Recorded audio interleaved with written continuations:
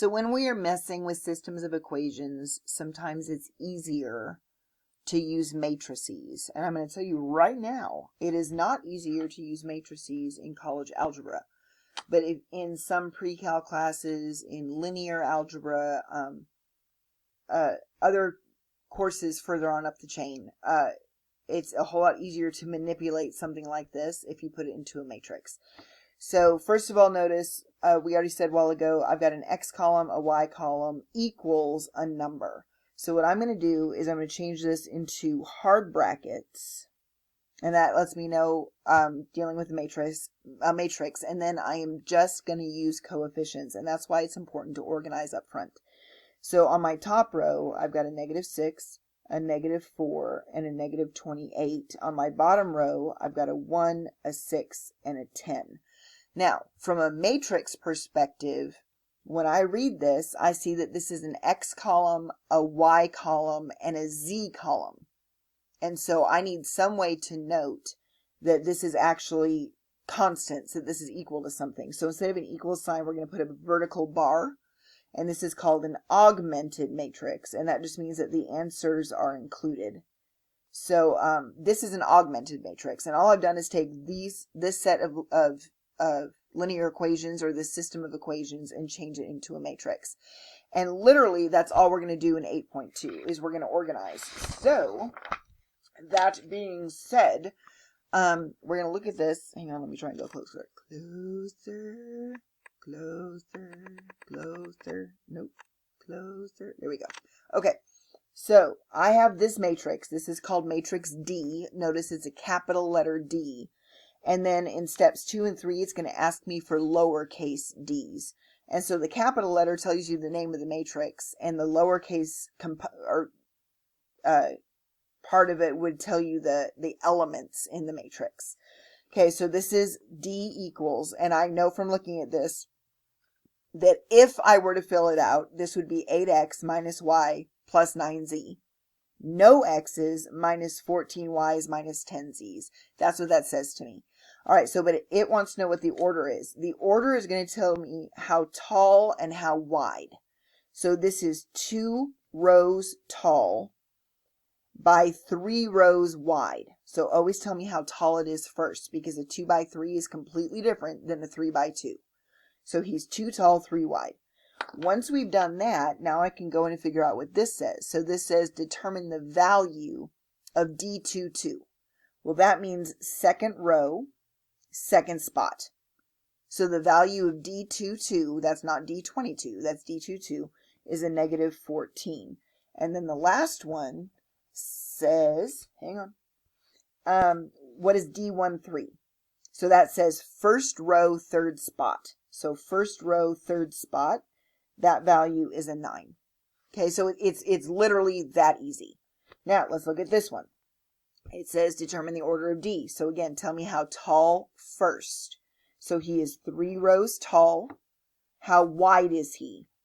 By 2 columns. So he's 3 tall, 2 wide. Okay.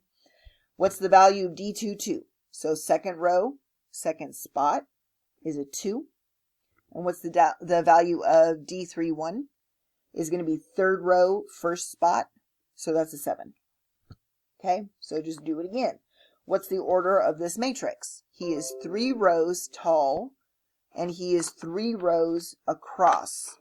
So you'll notice that that's a 3 by 3, correct? Which means we call that a square matrix, and that's going to be important in the next section because we can only use square matrices in the next section. So this is just a 3 by 3. And then it's going to ask me, let me see what it's going to ask me. What is D23 and D32? So D23 is going to be second row, third spot. So that's a -1. And D32 is going to be third row, second spot. So that's a 14. So I have 14. All right, so I think we got the hang of that, but we'll just keep going just in case. All right, so number 4 says, what's the order? How tall is he? He is 1, 2, 3, 4, 5 tall. By how wide is he? He's 2 wide.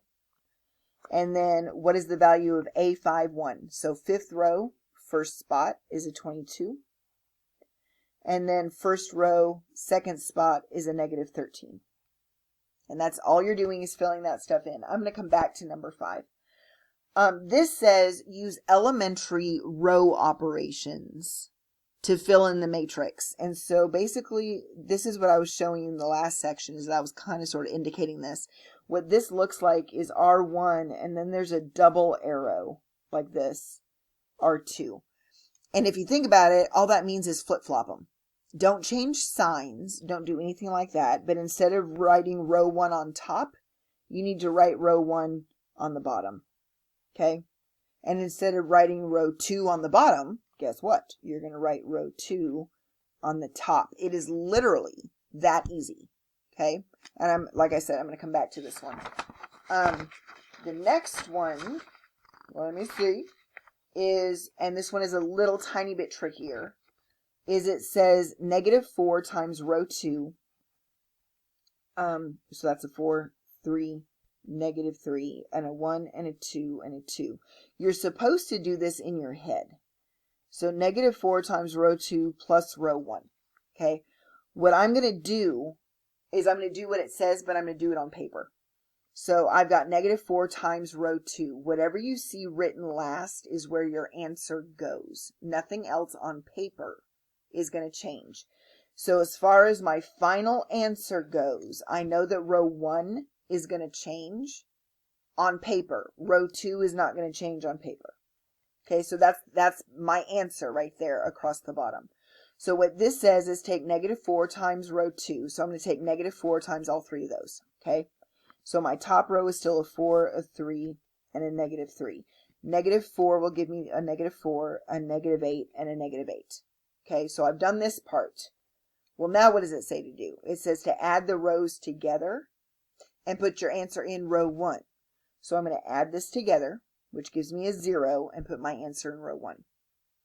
Add these together, which gives me a -5, and put my answer in row 1. Add these together, which gives me a -11, and put my answer in row 1. So just remember, this is your final answer. You put your final answer as far as things that are changing, you put it in row 1. So when I read this and I see a -4 times row 2 plus row 1, I know that on my paper that row 1 will change, but row 2 will not. And so again, you're actually solving systems of equations without ripping through this whole thing.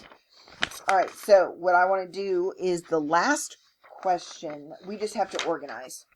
So I figured that we would kind of sort of take our time. So what it says is I have a 3 times a z minus 9. You can see 3 times a z minus 9 minus 7x plus y equals z. So what I'm trying to do is to get this into a matrix where I've got an x column, y column, z column equals my answers. Okay, so for the first one, I have a 3z minus 9. So 3 times a z minus 9 minus a 7x plus a y equals z. Okay, so the first thing that I need to do is make it so I can start moving stuff around, which means I need to distribute this so I can start organizing. So that becomes a 3z minus 27 minus 7x plus y is z. And now I just need everything in the appropriate column.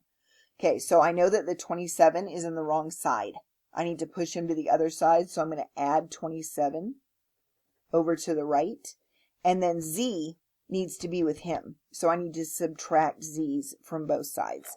So before I start putting stuff in the right order, I've got a 2z minus a 7x plus y is 27. Well, I need my x's to be first. So that means I've got a -7x plus 1y plus 2z is 27. Okay. Now for my answers, for my matrix, I just use the coefficients. So when you're filling in the matrix, your first row is going to be -7, 1, 2, -7, 1, 2, and then 27. So all you're doing is filling in the matrix. That's it. Okay. So the second row, I need to organize it first. So the second row says -4. So -4 times 7x minus y plus 3 equals 7z. So I need to organize first. Well, again, I need to distribute so I can start moving stuff around. So that gives me a -28x plus a 4y plus 3 is 7z. Well, my x's are in the right spot, my y's are in the right spot, he's on the wrong side, and he's on the wrong side. So I need to move my 3 over by subtraction, and I need to move my 7z's over by subtraction. So now this says a negative 28x plus 4y minus 7z is negative 3. So when I fill in my matrix, x's go first, so I got a negative 28. And then y's go next, so I got a 4, and a negative 7z's, and then a negative 3. And then the last column, which, holy cow, there's a fraction, but it's okay, we know how to do this. All right, so the last column, or row, holy cow, is 11x's over 4 minus y minus 4z equals x. So you're going to be happy with the fact that in matrix world, we don't want to deal with fractions unless we absolutely have to. So the first thing I'm going to do is get rid of these parentheses by distributing. So I've got 11x's over 4 minus y's plus a 4z equals x. And now I want to kill the fraction. So since I have an equal sign, I can just multiply by 4 all the way through. So multiply by 4, multiply by 4. That means it'll reduce here, but it'll appear everywhere else. So 11x's minus 4y's plus 16z's equals 4x. And now the last thing is just make sure everything's where it goes. Well, these x's need to come over here, so I need to subtract 4x's.